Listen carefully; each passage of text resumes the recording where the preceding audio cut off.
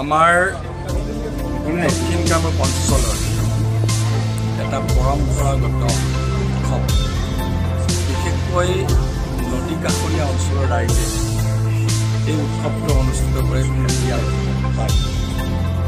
অতীজৰে পৰা এই অঞ্চলৰ ৰাইজৰ মংগলৰ কাৰণে এই পূজাভাগ আগবঢ়াই আহিছে। প্ৰতি বছৰে মা মনসা দেৱী ইয়াত পূজা অৰ্চনা কৰা হয়।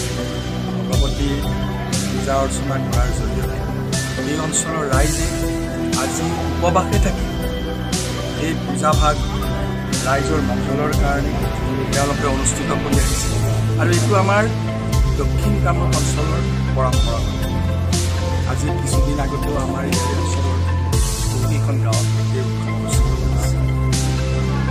আমি ভাবোঁ এই অনুষ্ঠানবিলাকৰ জৰিয়তে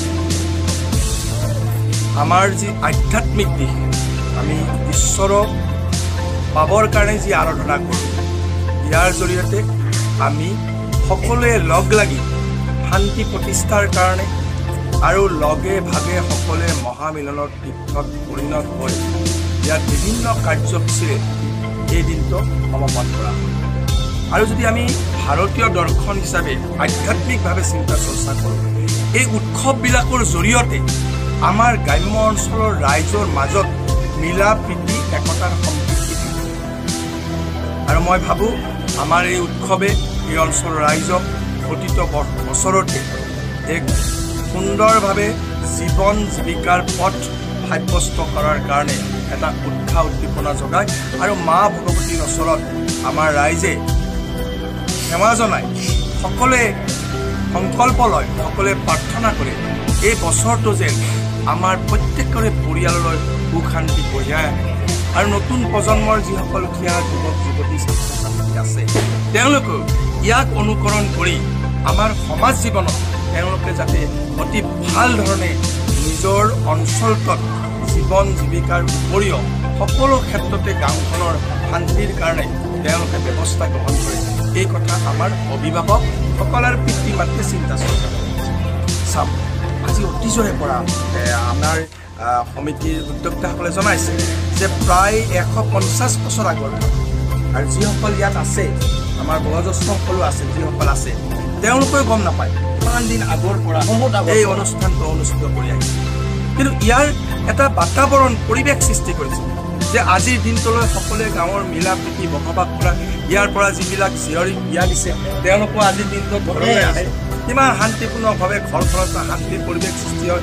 গাঁওখনত সকলোৱে উপবাসে থাকে আৰু ওচৰৰ গাঁওবিলাকৰ সকলোৱে যিবিলাক আলহী অতিথি এই গাঁৱত আহি এটা আমাৰ সাতাম পুৰুষীয়া আমাৰ যিটো ভাৰতীয় সভ্যতা সংস্কৃতি, আমাৰ যিটো অসমৰ যিটো সংস্কৃতি, এই প্ৰত্যেকটো দিশতে এই উৎসৱে আমাক সদায় অনুপ্ৰাণিত কৰি আছে, উৎসাহ উদ্দীপনা যোগাই আছে।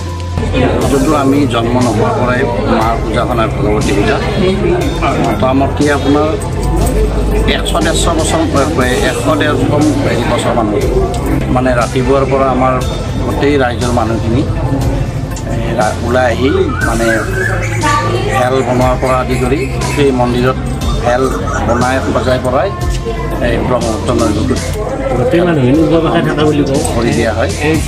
খেলৰ ভিতৰত মানে আপোনাৰ পাৰ চৰাই থাকে, হাঁহৰ কণী থাকে, গোটেইখিনি বস্তু আমাৰ মা ভগৱতীক নদীত খুৱাই দিয়া হয়। মা ভগৱতীক খুৱাই দিয়া নাই, ভেলখন খুৱাই দিয়া হয়। মানে আমাৰ আদি পূৰ্বৰ পৰাই চলি আছে, মানে আমাৰ মাছমৰীয়া মানুহ, গতিকে মাছমৰীয়া মানুহখিনিৰ নদীৰ কাষতে বসতি কৰে। বসতি কৰাৰ কাৰণে মা জলদেৱীক পূজা কৰা হয়। গোটেইখিনি পূজা কৰে, বছৰেও কৰা হয়, প্ৰত্যেক বছৰে কৰা হয়।